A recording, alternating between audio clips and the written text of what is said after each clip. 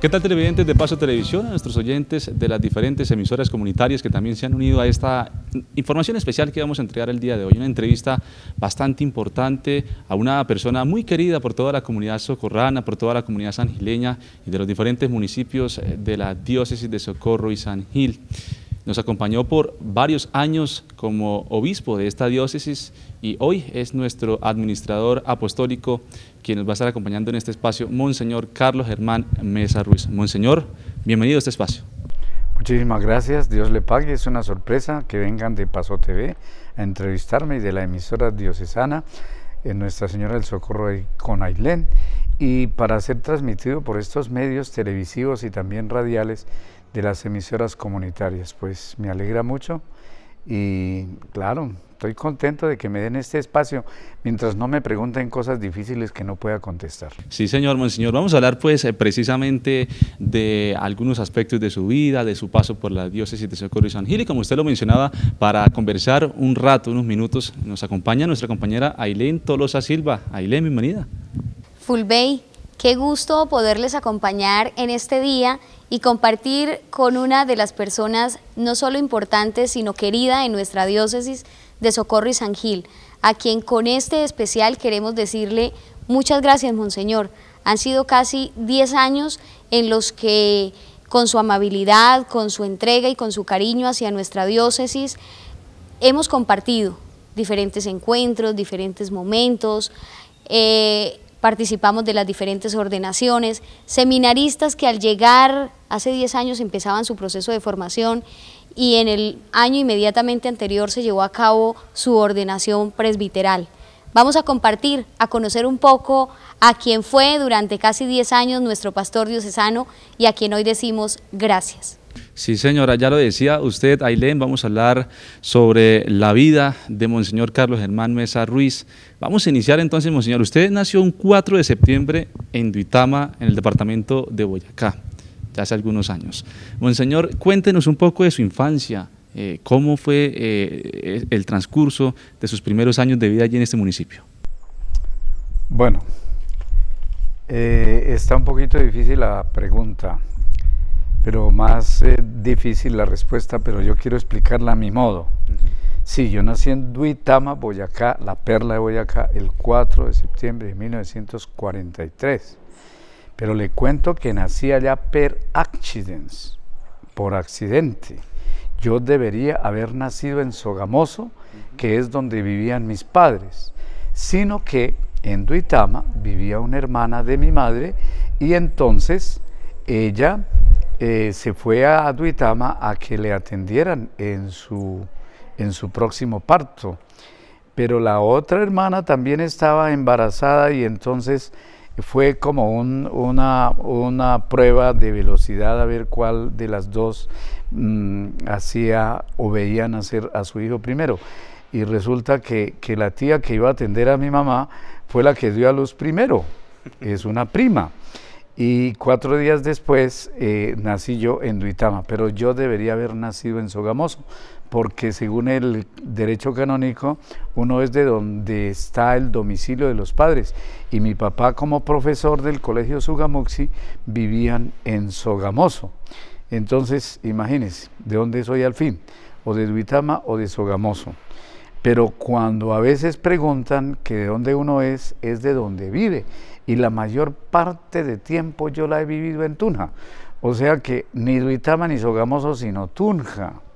Y entonces después dicen que no, señor, que uno es de donde trabaja, y entonces yo estuve en Arauca y por 7 años pues fui de Arauca, y ahora por casi 10 años entonces yo soy de Santander, o sea de la ciudad de San Gil, que es la sede de esta querida diócesis, de la cual fui nombrado por el Papa Benedicto como obispo, y me posesioné el 17 de abril de 2013.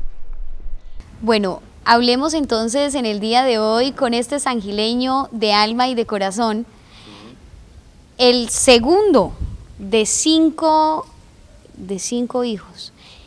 ¿Qué fue ser ese segundo, Monseñor? El número 2, el que tenía la responsabilidad de defender a Martica. Bueno, por allá de ciertas discusiones, usted era el defensor incansable. Martica es la hermana, ¿no? Para de pronto contextualizar un poquito a nuestros televidentes y oyentes.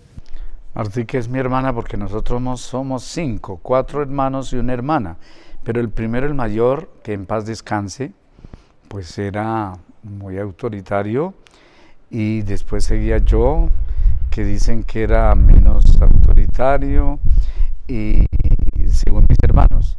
Después otro muy pillo, que era el que seguía, que era el que quizá peleaba con mi hermana Marta, y a mí me tocaba defenderla de los inconvenientes que pudieran suscitarse en ellos. Y el último, el menor, pues es Fabio. O sea, somos 5, 4 hombres y Martica, que es en el número de los hermanos o de los hijos de mis padres, Numa Pompilio Mesa Gómez y Blanca del Carmen Ruiz Vaca. Entonces yo soy el segundo y mi hermana es la cuarta. Bueno, monseñor, hijo de un docente consagrado, quien fue fundador, hizo parte del proceso de fundación de Radio Sutatensa, donde fue durante mucho tiempo docente a través de la radio. Sí, señora. ¿Cómo fue el proceso de participar dentro de todo esto? Porque sabemos que usted estuvo ahí desde pequeño, presente en todo esto. Bueno, como les decía, pues mi papá maestro, egresado de la famosa en su tiempo Normal Superior de Tunja, de donde salían los maestros para todo el país, porque era una de las casi únicas instituciones que formaban maestros. Entonces mi papá egresó de allí, de esta Normal de Ciber. También tenía maestros de Alemania, y entonces, estando en Sogamoso ejerciendo su magisterio, fue trasladado para Tunja al Colegio Boyacá. Entonces ahí duró mucho tiempo y nuestra residencia fue en Tunja, como les decía hace un momento, hasta que un día Monseñor José Joaquín Salcedo, fundador de las escuelas radiofónicas de Colombia, como una institución de iglesia, con el padre José Ramón Sabogal. Monseñor Salcedo era el vicario cooperador de Sutatensa, Boyacá, y el padre José Ramón Sabogal era el párroco de Tibirita, Cundinamarca, pero que a pesar de ser de distintos departamentos y distintas diócesis, se comunicaban ellos porque eran muy aficionados a la radio. Se comunicaban por radio, y entonces surgió la idea del Monseñor Salcedo de fundar la emisora en Sutatensa. Y para educar al pueblo colombiano, porque el analfabetismo era muy alto en Colombia. Nuestros abuelos, dirían los campesinos, no sabían leer, ni escribir, ni sumar, ni restar, mucho menos multiplicar, dividir, pero sabían lo del sentido común y lo de su fe en Dios, que era muy grande.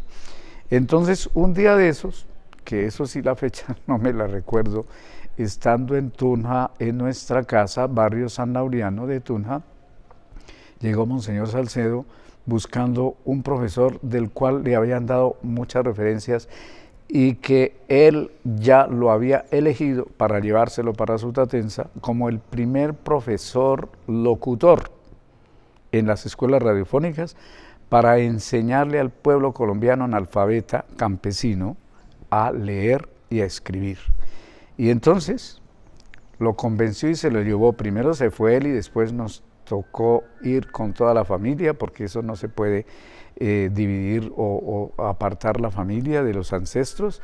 Entonces nos fuimos todos para Sutatensa y allí aprendimos todo lo que Acción Cultural Popular, que es la obra de la Radio Sutatensa, pues se hizo, y sobre todo en unos comienzos. Yo hablo de los comienzos porque mi papá ayudó a fundar las escuelas radiofónicas como primer profesor locutor. Entonces él organizó 2 cartillas, alfabeto y número, y por la radio daba las lecciones de alfabeto y número. Ustedes deben saber que las escuelas radiofónicas funcionaban desde Sutatensa, los transmisores en la emisora Sutatensa, y que en cada escuela radiofónica, que eran muchas distribuidas a lo largo del país, había unos radios de pilas que solo sintonizaba Radio Sutatensa, para que no tuviera nada más. Entonces, allí donde había una escuela radiofónica, había un radio de Acción Cultural Popular, y un auxiliar inmediato, así se llamaba la persona que sí sabía leer y escribir y que con la cartilla del alfabeto iba guiando a todos los adultos, porque eran adultos, abuelitos, señores, trabajadores del campo, en donde el auxiliar inmediato, siguiendo las instrucciones que por la radio le daba el profesor locutor, que en mi caso era mi padre, entonces él daba las lecciones a la gente que estaba allí. Incluso sucedía que a veces la radiodifusión estaba ya muy adelantada en Colombia, y entonces él grababa sus lecciones y se iba a visitar las escuelas radiofónicas, él mismo oía lo que él en su lección hacía y lo que el auxiliar inmediato hacía con la gente. Y entonces ese fue el trabajo en un principio, y así mi padre duró 13 años en Radio Sutatensa, hasta que finalmente pues se trasladó Radio Sutatensa a Bogotá, y allí propiamente no quedaron sino los recuerdos de esa historia tan importante de las escuelas radiofónicas, porque ustedes después saben que el Papa bendijo unos transmisores supermodernos en Mosquera, donde se instaló la trasladada Radio Sutatensa a Bogotá. Tenía también en Cali, tenía en Magangué, tenía en la costa, no recuerdo la ciudad, y finalmente después, por asuntos que la historia explicará muy bien, prohibieron, cerraron la Radio Sutatensa y vendieron todo lo que había a la Radio Caracol. Eso sí sé que esos transmisores de alta calidad fueron vendidos a Radio Caracol. Acción Cultural Popular sigue existiendo, y hay virtualmente programas y también mucha actividad al respecto. Monseñor, ya que estamos hablando precisamente de estas experiencias familiares, cuando usted decide inclinarse por este estilo de vida religiosa, ¿recibe ese apoyo por parte de su familia? ¿Y cómo fue todo este proceso de formación, tanto en el seminario como en las diferentes parroquias en las cuales usted estuvo al mando? Bueno, volvemos a que nuestra casa era en Tunja, y obviamente nosotros estudiábamos en un liceo que se llamaba Liceo Departamental, después convertido en un colegio importante de Tunja, pues nuestra primaria allí. Cuando a mi papá se lo llevaron para Sutatensa, corre la familia para allá, y allá nos tocó entrar a la escuela del pueblo para seguir estudiando. Pero entonces a mí mis padres dijeron, como que quiere ser sacerdote, y me infundieron ellos la vocación, sobre todo mi mamá, y entonces vuélvase pa' Tunja, porque eso por aquí en un pueblo de pronto le quitan la vocación, y allá con unos tíos en la misma casa paterna que dejamos a la otra familia, yo estuve allá estudiando el quinto de primaria en el mismo liceo antes, e inmediatamente entré al seminario menor, que era en Tunja. Entonces obviamente yo no tenía que estar por allá por fuera, sino que como eso era internos todos, desde el seminario menor, que eran 5 años de bachillerato, y después 7 años de seminario mayor, todo ese tiempo recibí la educación primaria, la educación secundaria, y luego toda la formación sacerdotal, seminarística sacerdotal, en el seminario menor y mayor de Tunja. Allá fue mis estudios. Sabemos, Monseñor, que este ingreso al seminario fue de la mano de su hermano Hernando, quien con el tiempo pues él salió, y gracias pues a la insistencia en oración de su señora madre, pues usted sí terminó los estudios. ¿Desde siempre le ha encantado el fútbol? Sí, con mi hermano menor Hernando, que en el seminario lo llamaban Mico. Imagínense por qué lo llamaban. Sobre la explicación, Monseñor. Él no duró mucho tiempo en el seminario y salió. Ahora vive en Ibagué, fue maestro también. Y entonces en el seminario la educación es integral. Entonces la parte de educación física también le daban mucha importancia. Ahora también, pero en ese tiempo era como más exigente, porque el deporte era obligatorio. ¿En dónde es el deporte obligatorio? En el seminario menor. El que no supiera jugar lo obligaban a jugar porque era obligatorio. y entonces era una falta contra la disciplina que en el tiempo de deporte la persona estuviera en otra cosa. No, señor, todos a su deporte. Por eso me ha encantado a mí toda la vida el deporte, y creo que es una escuela de virtudes que muchos jóvenes hoy no asisten a esa escuela, prefieren otras actividades. Pero sí me parece que el deporte es algo muy importante para el crecimiento integral de la persona en cuanto a su salud. Mente sana en cuerpo sano es un principio que es muy sabio. Sí, señor, muy cierto, monseñor. Y a propósito, monseñor, pues de este ingreso usted al seminario para su formación en su vida sacerdotal, una vez pues concluye esta formación, ¿qué viene después, padre?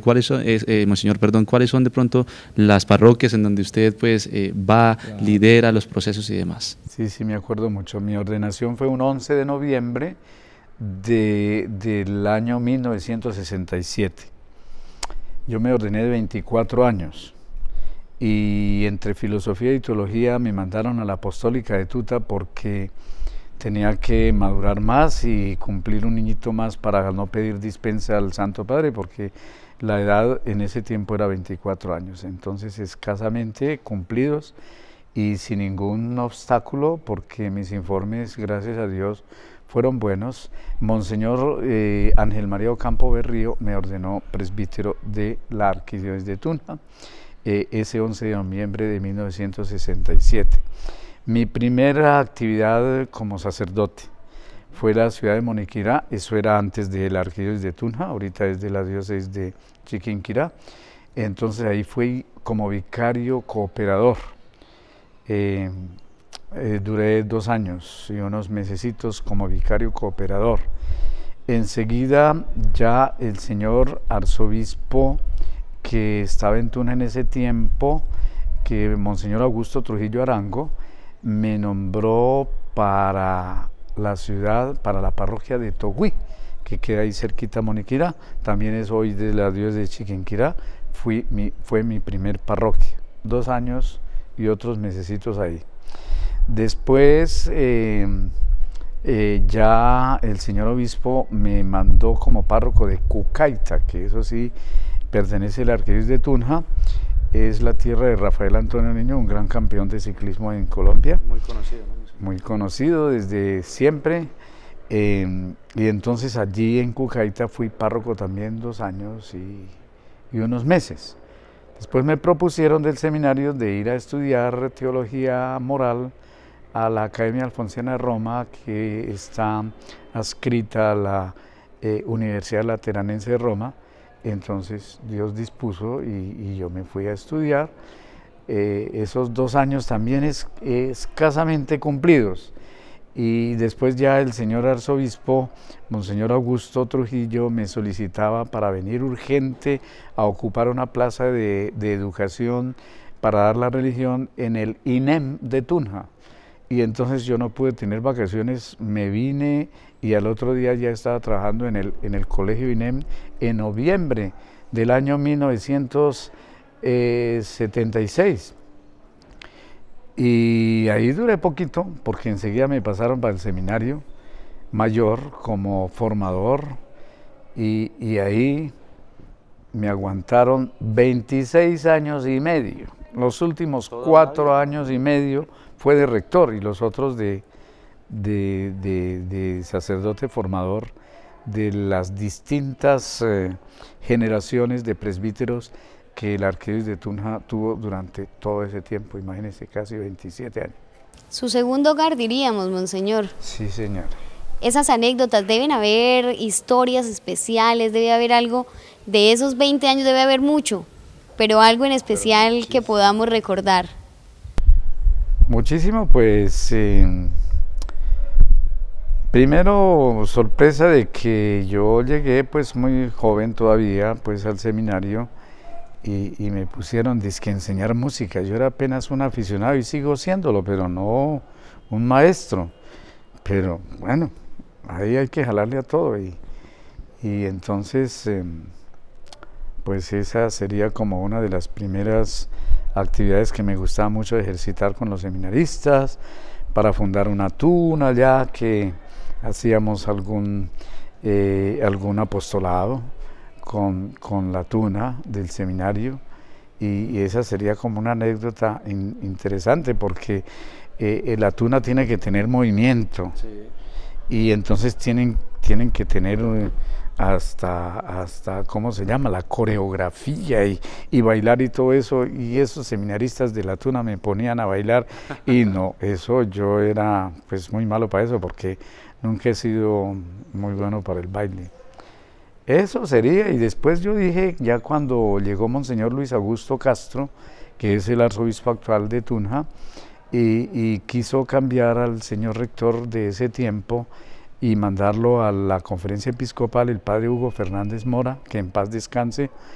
Y yo dije, hasta aquí fue mi historia en el seminario, yo ya me voy para una parroquita y listo, porque eso yo aquí ya no doy más, y de rector tiene que ser alguna persona que realmente tenga los méritos para hacerlo, porque es una responsabilidad muy grande.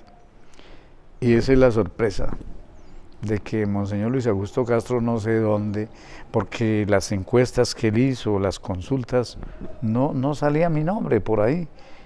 Cuando de pronto fue que yo no sé, tal vez, no sé, él solo sabrá, me nombró rector del Seminario Mayor de Tunja, en lo cual pues mucha sorpresa. Entonces no es una anécdota sino un hecho de la vida de este eclesiástico, hasta que me nombraron obispo el Papa Juan Pablo II. Otra sorpresa terrible. ¿En qué año, monseñor? En el año 2003, para ser posesional 1 de mayo de ese año en la diócesis de Arauca como obispo. ¿Y por qué dice que no le gustó esa sorpresa? Pues es que yo ni conocía Arauca, pero solo se oían cosas terribles de Arauca.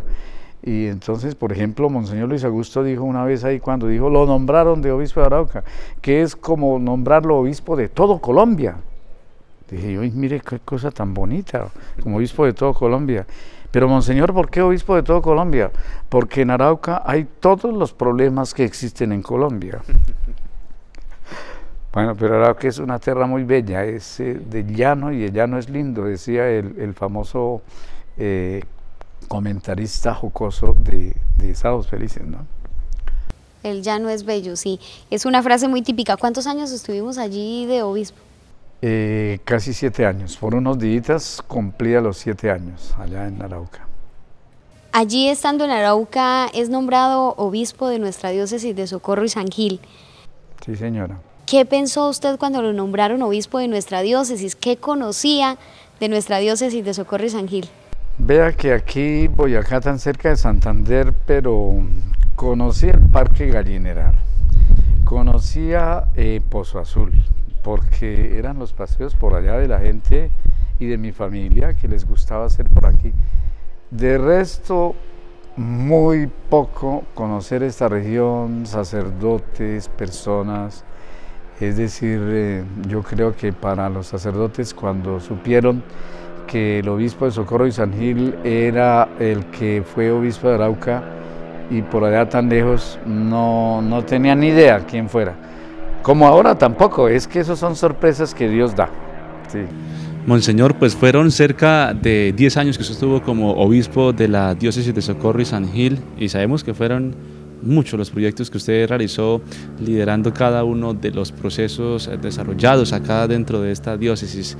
En un breve resumen, monseñor, ¿cuáles fueron esos proyectos más relevantes que le quedaron a usted pues en el corazón, que le quedan en la mente y que siempre va a recordar? Bueno, el principal proyecto es uno mismo, ¿no? Sí. Y es al que a veces poca atención le hacemos. Entonces el proyecto de ser y de aprender a ser obispo cada día, cada tiempo que pasa, cada fase, como lo decimos en el PDR, Proceso Diocesano de Renovación y Evangelización, que se lleva también en Tunja y que se lleva también en Arauca. Entonces este plan de pastoral sí lo conocía muy bien. Entonces el proyecto primero es el de uno y el de la diócesis, sobre todo pues desarrollar la tarea de maestro, de sacerdote, o sea, santificador, pastor o sea guía de una diócesis es una tarea de mucha responsabilidad y que sin la ayuda y la gracia de Dios uno no lo puede hacer. Afortunadamente en teología a uno le enseñan algo que tal vez los fieles de pronto no conocen, en medio de la gracia de Dios que hay en uno, que es la presencia del Espíritu Santo, que lo ilumina, lo fortalece, lo guía. La gracia de estado. El estado que por gracia de Dios uno tiene, posee una gracia especial, que no poseen las demás personas. Puede ser que haya personas que digan, oiga, el obispo no pensó, tal vez se le apagaron las luces para decir o hacer. Pues quién sabe, había que ver si la gracia de estado está actuando ahí, que puede a veces contradecir algo. Bueno, pero así, proyectos, pues continuar la obra emprendida desde hace mucho tiempo por todos los predecesores, porque hay metas, hay objetivos, hay criterios, hay toda la dinámica y el vigor y el celo apostólico que todos los obispos anteriores, son 12 conmigo, y con Monseñor Luis Augusto Campos Flores, será el número 13 de esta diócesis. Es mucha la historia. Este año son 125 años que en marzo 20 cumple esta diócesis desde su elección. Entonces, semejante proyectico, el de la diócesis, que durante 125 años pues cumple este año, pero que restándole los 10 míos, entonces una diócesis de 115 años que le entregan a uno, por favor. Responda a ver que sin destruir el pasado y lo bueno del pasado, asumiendo el presente, como dice el Papa Francisco, con mucha pasión, y el futuro con gran esperanza en la gracia que Dios tiene. Pues esas obras, ¿qué digo yo? Así resumiendo, a mí me correspondió fundar 6 parroquias, para completar el número de 53. La ciudadela Santa Marta sacerdotal estaba ya, era un proyecto que había que continuar. ¿Qué tal cerrarlo? Me dijeron, bueno, ¿usted continúa con el proyecto? Claro, hay que continuar con el proyecto, porque es una acción muy importante de solidaridad y de ayuda para los sacerdotes eméritos, que son los enfermos, que son aquellos que necesitan pues esa atención. Y entonces para eso ya venía funcionando la ciudad de la Santa Marta, que más o menos se pudo terminar con el módulo de servicios que faltaba, en donde yo últimamente me fui a vivir también, porque es un sitio muy agradable. Las parroquias fundadas, los sacerdotes ordenados, casi el número de 35 sacerdotes ordenados, pues el seminario con un módulo también que faltaba con el padre Ramiro, se hizo ese módulo, la Casa San Francisco, en fin, el Tribunal Diocesano, que va a cumplir 4 años, porque con la influencia y con el deseo del Papa Francisco, con 3 criterios de celeridad, de cercanía y de ayuda también, dijéramos, en el sentido de la finanza, o sea, ayudar a la gente. Entonces, obviamente, gracias a Dios se pudo crear ese tribunal, que ahorita en el próximo mes, dentro de 2 meses, cumple 4 años de funcionamiento. Y lo que muchas canas, eso sí lo digo. Bastantes, monseñor. Pero muchas canas me produjo, porque yo recibí allá arriba un terreno del seminario que se llamaba La Bombonera, hay un potrero, y en un papel unos planos para un proyecto de campo del cementerio moderno, un cementerio moderno que se llama el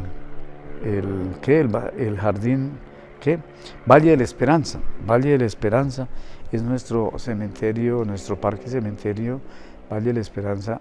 Muchas canas, terrible, pero ahí está funcionando ya más de 2 años, con toda la belleza, con todo el esplendor, con toda la riqueza de la liturgia que se puede dar a los familiares de una persona que muere y que tiene un lugar digno para ser inhumado, para enterrarse allí y celebrar la Eucaristía, que es el misterio de la Pascua del Señor, su muerte y resurrección. Pues sí, Parque Cementerio Valle de la Esperanza, pero gracias a Dios, sí, me tocó a mí todos estos 9 años y pico empezar, pues el proyecto venía, pero hubo que hacerle ajustes y cantidad de cosas que yo ni quiero recordar, que las exigencias también de la normatividad hoy hace que eso tenga que cumplirse, obvio, porque qué tal nosotros con una cultura de ilegalidad y de no cumplimiento de las normas y más de la salud y de los cementerios. Ese tiene todas las leyes que hayan y la normatividad la hemos cumplido y por eso es que está funcionando, y si no, no sería así. Sí, ¿qué más cosas? Pues, en fin, Dios lo dirá y la historia lo juzgará. Monseñor, esa comida santandereana que usted dice, qué gran sabor, qué plato para disfrutar, ¿lo cambiaría por este boyacense? Eso sí está muy complicado. Esa pregunta es más difícil aún de las que ha respondido, monseñor, ¿no? No, a ver, el cabrito yo lo aprendí a comer aquí porque por allá en Boyacá no mucho de eso, pero bien preparado. A veces no lo preparan bien, pero el cabrito bien preparado, la gente que sabe hacer eso le saca a uno jugo. Sí, los sancochos, la arepita sí poco funcionó conmigo y la hormiga culona tampoco. Uy, monseñor, pero esa es la insignia en el departamento. Todo lo demás, vénganos en tu reino. Bueno, monseñor, usted nos decía hace un momento que el fútbol no podía faltar en el seminario, pero déjeme decirle a nuestros televidentes y oyentes que monseñor no es solamente buen deportista en esta disciplina, practica baloncesto, practica voleibol, ping pong. Lo digo porque tuve la oportunidad de compartir escenario deportivo en Guadalupe en una visita que realizó hace aproximadamente unos 6 años y creo que a todos nos dejó boquiabiertos con ese estado físico. Monseñor, háblenos un poco. Hace 6 años, ahorita sí. No, ya no practica entonces, pero sí, claro, todavía. Natación también me han dicho, monseñor, que es muy bueno. Háblenos de la práctica de esas disciplinas deportivas y cuál es la mejor, cuál es su favorita. Bueno, el deporte, como les decía a ustedes, forma parte de la formación integral de la persona humana. Mens sana in corpore sano. Entonces, a mí me gusta que la gente practique deporte y no solamente los niños, también los jóvenes, por supuesto que sí. En el seminario yo fomento el deporte y juego todavía con los seminaristas y con los sacerdotes también. Cuando yo llegué aquí, pues algo se practicaba, pero ustedes conocen que la Conferencia Episcopal de Colombia hace 6 años organizó un campeonato de sacerdotes de diócesis que se llama la Copa de la Fe. Sí, San Gil no estaba, San Gil no había ido a ninguna Copa de la Fe y yo los motivé. Para que no digan que no, ese fue otra cosa. Con los sacerdotes organizamos el equipo y el año pasado, antepasado, porque ya estamos en el 2020, este año es en Medellín, el año pasado fue en Chiquinquirá, en octubre, y en octubre del año antepasado fue en Cúcuta. Esa fue la primera participación de nuestra diócesis de Socorro y San Gil en la Copa de la Fe como equipo de esta diócesis. Y obviamente que como eso había ya otros equipos y ellos muy motivados entrenan, porque el deporte no se improvisa. Claro. El deporte hay que entrenar, porque eso ahí no van a resultar nada si no se entrena, y no hay quien sabiendo cómo es un deporte bien llevado como el fútbol, pues dé las normas y haga entrenamiento para que el equipo pueda competir, porque es competitiva la cuestión. Es un campeonato de paz, obviamente ese es el primer mensaje, y en Cúcuta, ahí en la frontera, estuvimos celebrando la Santa Misa, todos los sacerdotes, 600 curas, que fuimos a esa Copa de la Fe en Cúcuta, dando un mensaje de paz con la hermana República de Venezuela. Este año fue en Chiquinquirá, en conmemoración de la coronación de la Virgen del Rosario de Chiquinquirá. También cantidad de sacerdotes y de diócesis el campeón fue Cúcuta. Los locales se llevaron la victoria, Monseñor. Sí, ya que me acuerdo, y le hicimos una barra tremenda, porque nosotros sí quedamos del 20 para atrás. Lo importante Todavía, era participar, para el año ¿cierto? que viene, este año sí tenemos que figurar, digo yo, tienen, ¿no?, que figurar en puestos que sean más representativos. Aparte de disfrutar el buen deporte, la variedad en los mismos y sobre todo la disciplina para practicarlos, le encanta la música, canta, le gusta la música de cuerda, el tiple, ni hablemos del acordeón. ¿Qué pasó con el acordeón, Monseñor? No, bueno, si me nombran instrumentos, yo de guitarra conozco la guitarra, y si me ponen una guitarra de pronto toco algo y canto. La bandola, porque el trío andino es bandola, tiple y guitarra.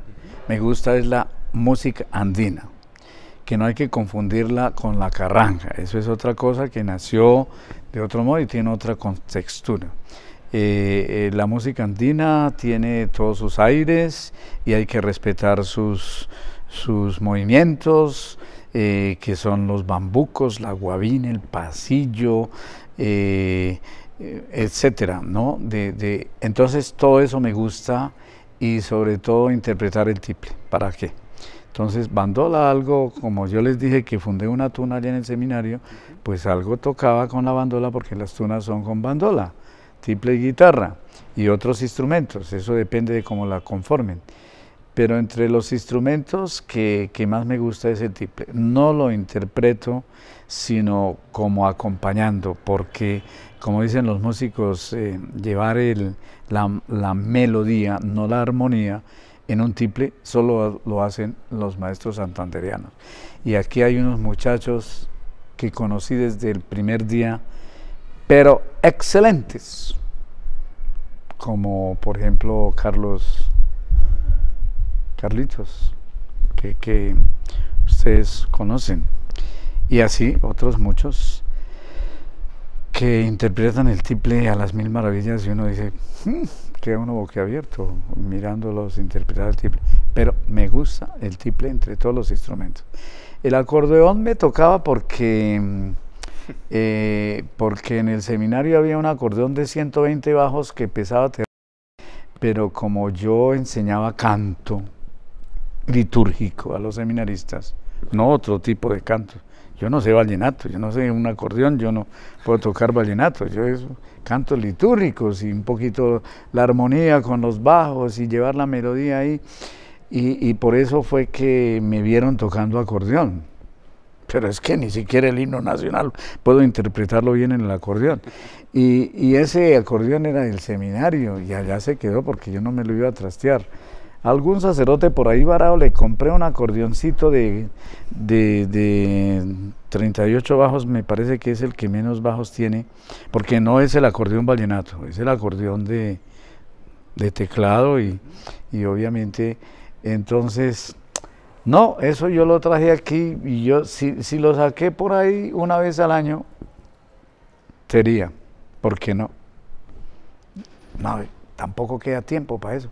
Yo pensé que aquí íbamos a organizar algunos tríos con sacerdotes, que hay excelentes músicos entre los sacerdotes, pero eso se organizó esporádicamente, pero una cosa así sistemática, que uno lo conserve en el espíritu de la música, no lo hubo, habiéndolo y teniendo la necesidad.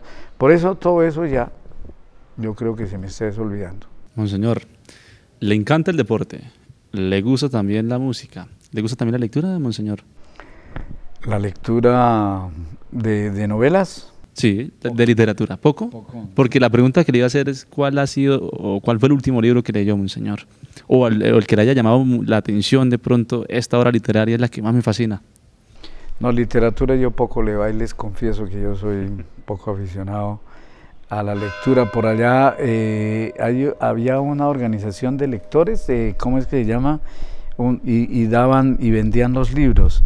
A ese sí estuve inscrito hasta cuando estuve en Tuna, a una organización de lectores, y entonces publicaban los libros y había que leerlos y todo eso, y había tertulias y todo eso. Pero es que ya de obispo uno como que no le queda tiempo de ponerse a la lectura, pero sí hace mucha falta. Intenté leer, estar leyendo el libro que hicieron del Papa Francisco, pero no lo he terminado de leer. Sí. Y además, como mi vista ha sido un poco, esa es una de las cosas, dijéramos, que si de enfermedades se trata, yo he sufrido desde muy pequeñito de la miopía. Entonces, ya cuando yo llegué aquí, mis gafas ya no me servían, entonces se me dificultaba la lectura. Entonces es una de las cosas por las cuales yo dejé un poco de leer, porque la vista no... Es que yo en este ojo tenía 12 dioptrías, esos eran unos, como decía la gente vulgarmente, culo de botella que yo tenía ahí. En el otro un poquito menos, pero ustedes miran la foto cuando yo llegué, ahorita no tengo gafas, porque el doctor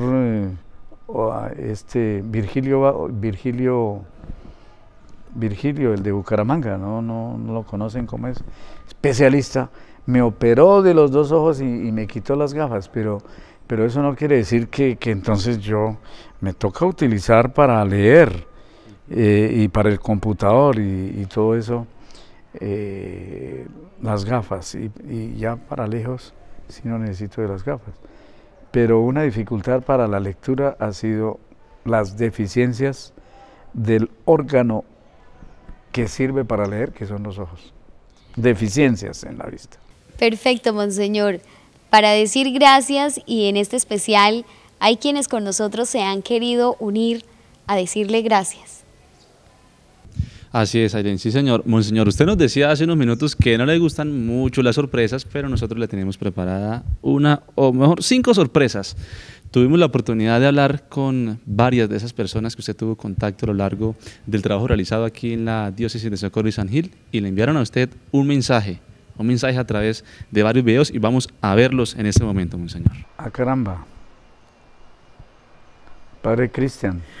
Monseñor, en este día quiero enviar este saludo especial de agradecimiento para usted, todo lo que fue su ministerio episcopal en nuestra diócesis de Socorro y San Gil. Y un dato muy especial, monseñor, fui de los primeros a los cuales su merced recibió en el seminario cuando llegó a la diócesis. Fui de los primeros que estuvimos en la entrevista, y recuerdo muy especial ese día en el que usted me dijo: ¿cuántos años tiene, Cristian? Y llegó y me dijo, y yo le dije, tengo 16. Dijo, está todavía muy joven, pero lo vamos a recibir. Agradecido con todo su ejemplo, su ministerio, y también agradecido por ser uno de los últimos a los cuales ordenó siendo obispo de esta diócesis. Gracias, monseñor, por su cercanía, gracias, Señor, por su comprensión. Que Dios le bendiga este nuevo ministerio que va a realizar. Monseñor Carlos Germán, el Ministerio de Música del municipio de Guadalupe quiere expresarle un saludo de agradecimiento por esos años de servicio pastoral en nuestra diócesis de Socorro y San Gil. Además, queremos agradecerle el hecho de tenernos siempre en cuenta para los grandes eventos como fueron el Congreso Eucarístico, las asambleas que también realiza nuestra diócesis, acompañando y amenizando estos espacios. Sabemos de su talento, de su don hacia la música, y agradecemos a Dios el haber compartido con una persona tan especial y tan talentosa. En nombre del Seminario Mayor San Carlos Borromeo, mis compañeros seminaristas, padres formadores, quiero expresar unas palabras de gratitud a Monseñor Carlos Germán Mesa Ruiz por su testimonio de vida, por su cercanía, por su disponibilidad durante tantos años, o sea, con nosotros los seminaristas, con todo el equipo de formadores. Gracias, Monseñor, por su amabilidad, por todo lo que hizo, por toda su entrega, por todo lo que donó al Seminario Mayor. Que el Señor siga derramando bendiciones en su vida episcopal, en su servicio sacerdotal. Dios y la Virgen bendigan su obra y su misión apostólica. Le envío este videito corto, Monseñor, para saludarlo y aprovechar para darle gracias por lo que fue su ministerio pastoral en nuestra diócesis. Quiero agradecerle por su cercanía, por su presencia, por su amistad, por supuesto por su incansable labor dirigiendo pastoral y espiritualmente esta porción de la iglesia que le confiaron. Hablando del seminario, quiero agradecerle porque siempre estuvo muy cerca de nosotros, nos brindó su amistad y su apoyo. A mí me recibió en el seminario y me acompañó durante estos 6 años que llevo. Sin duda son motivos para darle gracias. Le deseo lo mejor, le deseo que este tiempo nuevo que inicia sea un tiempo de bendición también. Lo encomendaremos mucho y también le pido que ore por nosotros. Nuestro saludo de agradecimiento infinito a Monseñor Carlos Germán Mesa Ruiz por estos años de servicio, de compromiso, de entrega, de espiritualidad, por estar ahí para las personas siempre. Abrazos fraternos desde el Socorro, de parte de la familia Rodríguez, los hermanos Rodríguez y todos sus feligreses de la provincia comunera. El Señor lo guarde y lo bendiga hoy y siempre, y la Virgen María lo cubra con su santo manto eternamente. Gracias, Monseñor, por estos años de servicio a la comunidad. Son sorpresas agradables. Bueno, Monseñor, sabemos que al finalizar este proceso regresa a su segundo hogar, regresa al Seminario Mayor de Tunja. Allí va a estar como orientador en la parte espiritual, va a estar en el servicio a los seminaristas, en el apoyo a ellos, en toda la parte espiritual. ¿Cómo toma, Monseñor, este llamado a regresar a su segundo hogar?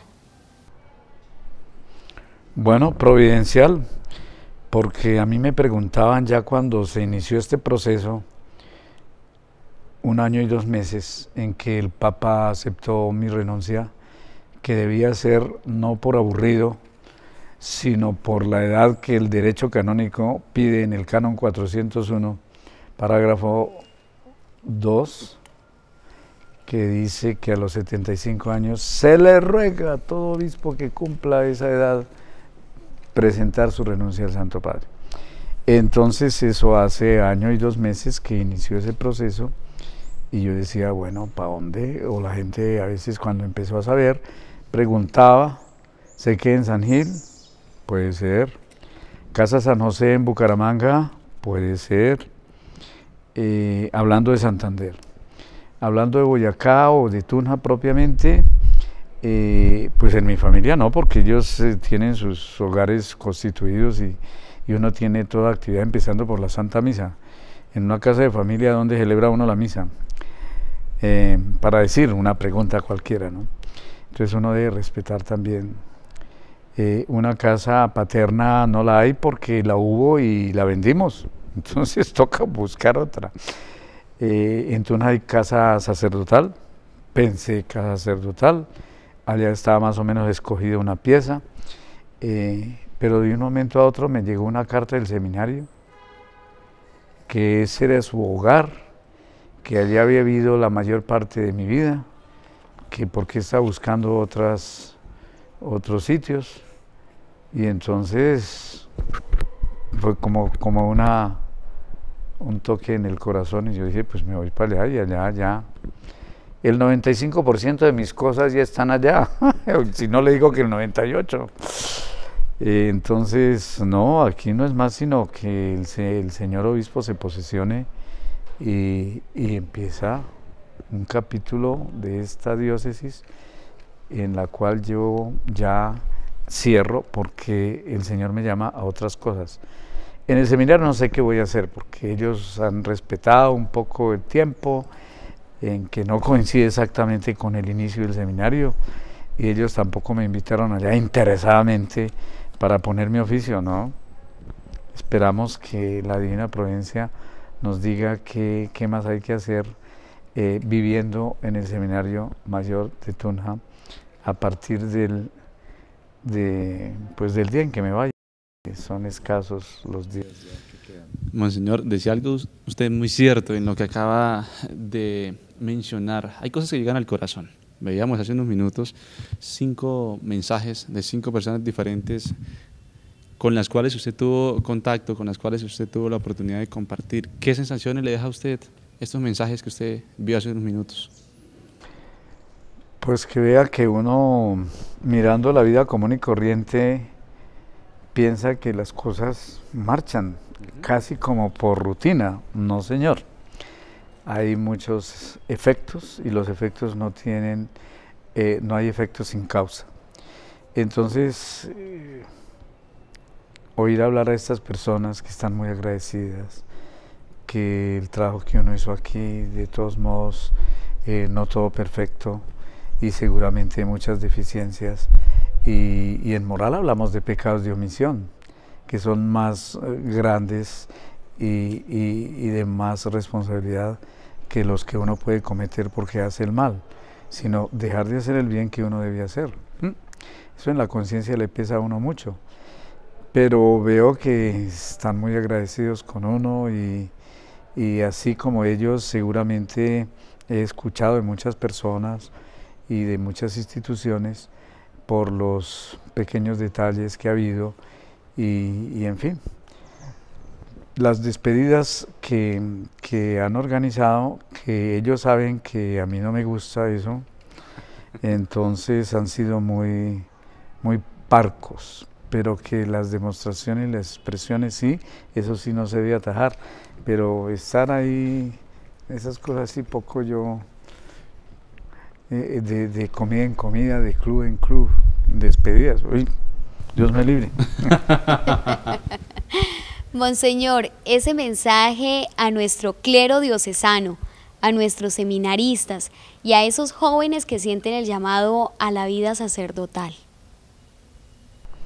Me distraje, Ailén.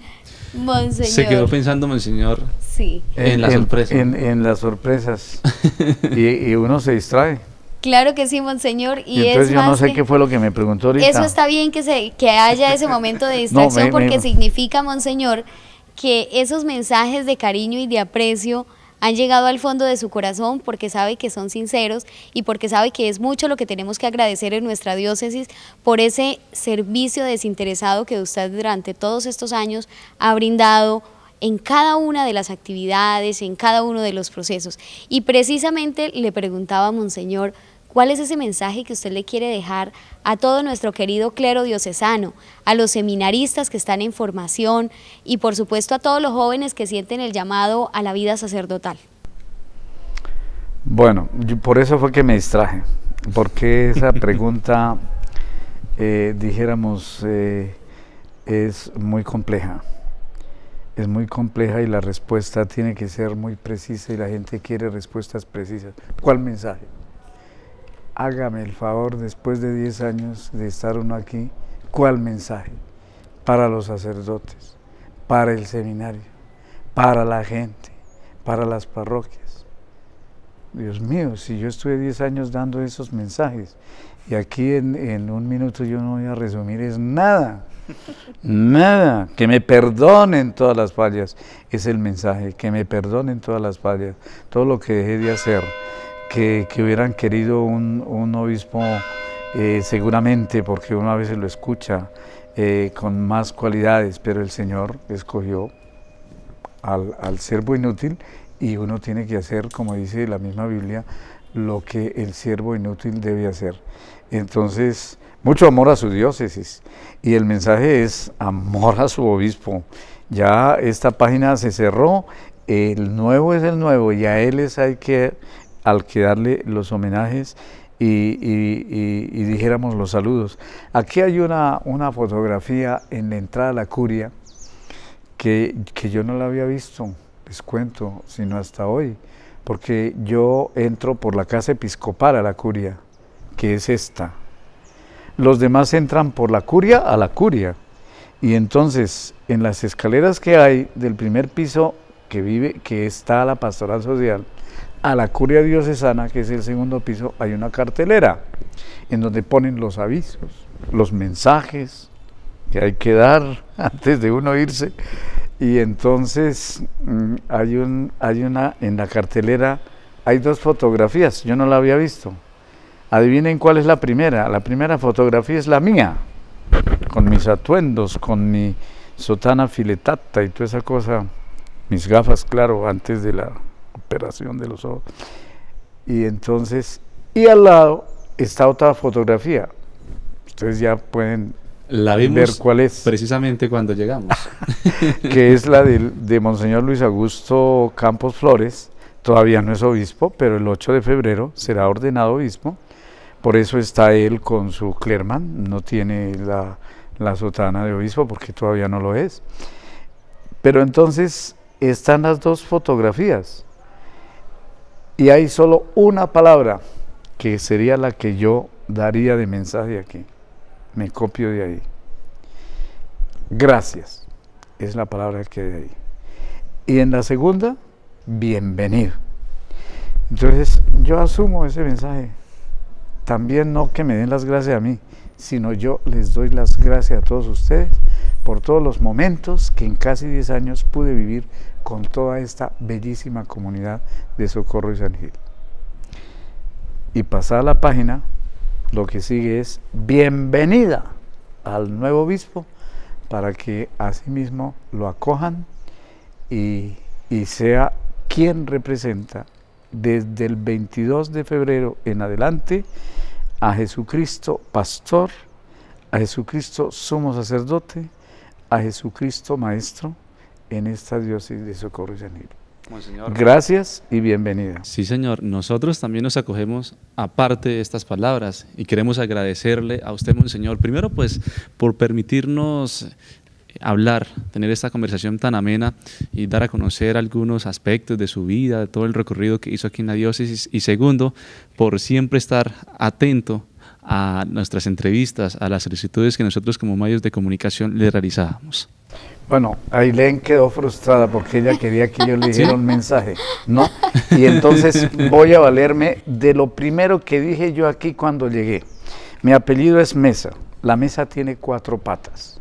Entonces yo valiéndome de los ejemplos que Luis Augusto Castro, el arzobispo de Tuna, pone en sus libros de chistes y comparaciones y todo eso, dije, voy a hacer como él. Entonces Mesa, 4 patas. ¿Cuáles son las 4 patas sobre las cuales voy a poner yo mi ministerio episcopal en esta diócesis? La primera es presencia. La segunda es escucha. La tercera es diálogo y la cuarta es compromiso. Yo procuré hacer en esos 10 años eso, presencia. Es imposible estar presente en todas partes, pero en lo que yo podía, tengo que hacer presencia como ministro de Cristo. Presencia, presencia. Escucha. Que a veces uno tiene el prurito de hablar y hablar y hablar, pero no de escuchar, escuchar, escuchar. Entonces, mucha escucha. Por eso quizá este obispo es de bajo perfil, tratando de escuchar. Tercero, diálogo, no imposición. Claro que cuando hay que la autoridad mostrarse, pues el derecho canónico le dice a uno cómo. Pero diálogo, para llegar a conclusiones más fraternales, más constructivas. Y por último, compromiso. A ver, diga a ver su testimonio, su vida, comprométase. En la medida que pude, realicé esas 4 actitudes o valores que yo tenía muy presentes, porque corresponden a las 4 patas de la mesa, y como mi apellido es Mesa, también con esas mismas termino acá para decirles a ustedes, mi mensaje es ese. Quedó ahora sí satisfecha con el mensaje. Ahora sí, quedé satisfecha, Monseñor. Me uno a las palabras de Fulbey y a su mensaje de gracias. Gracias por estos años de entrega a nuestra diócesis, en las que ese pilar fundamental, que como usted lo explicaba, fue una mesa, en la cual usted dijo, bueno, voy a colocar mi ministerio sobre la mesa para que tenga 4 patas, y que esas sean esos 4 propósitos que usted, y de los cuales yo tuve la fortuna de hacer parte durante todos estos años en la diócesis, de compartir con usted cada uno de los propósitos, de compartir con usted en diferentes actividades de nuestra diócesis. Gracias por su apoyo desinteresado y de corazón hacia los medios de comunicación que hacen parte fundamental de nuestra diócesis. Gracias por el apoyo a la emisora de la diócesis, Nuestra Señora del Socorro, a los medios comunitarios. Solamente hay palabras de gracias por su servicio, por su entrega, por sus enseñanzas y por sus jalones de orejas. Gracias, Monseñor.